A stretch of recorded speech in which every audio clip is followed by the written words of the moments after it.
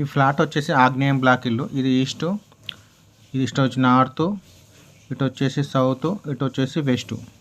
ఈ ఆగ్నేయం బ్లాక్ ఇంటిలో ఈ ఇంటి మొదటి మిస్టేక్ వచ్చేసి తూర్పు ఆగ్నేయంలో ఇంటికి ఆనుకొని బాత్రూమ్ కట్టారు. దానివల్ల తూర్పు ఆగ్నేయం పెరుగుతుంది.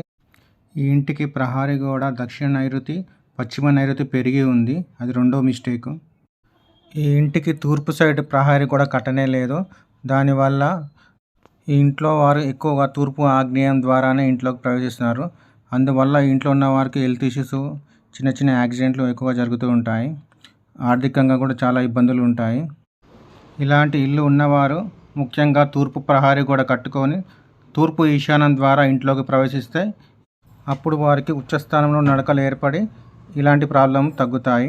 ఇంకోటి దక్షిణ నైరుతి, పశ్చిమ నైరుతి పెరగడం వల్ల ఇంట్లో పెద్దవారికి, ఇంకోటి పెద్ద కుమారునికి కూడా హెల్త్ ఇష్యూస్ ఉంటాయి.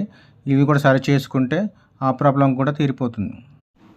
తూర్పు ఆగ్నేయంలో ఉన్న బాత్రూమ్ తీసేసి ఇంటికి ఆనుకోకుండా, ప్రహారీకి ఆనుకోకుండా బాత్రూమ్ కట్టుకోమని చెప్పాను. ఈ ఇంటి వారికి ఇంకో ఫ్లాట్ ఎదురుగా ఉన్నది. ఆ ఇంటికి తూర్పు ఆగ్నేయంలో వీధిపోటు తాకుతుంది. ఆ ఫ్లాట్ వల్ల కూడా వీరికి ఇబ్బందులు కలుగుతూ ఉన్నాయి.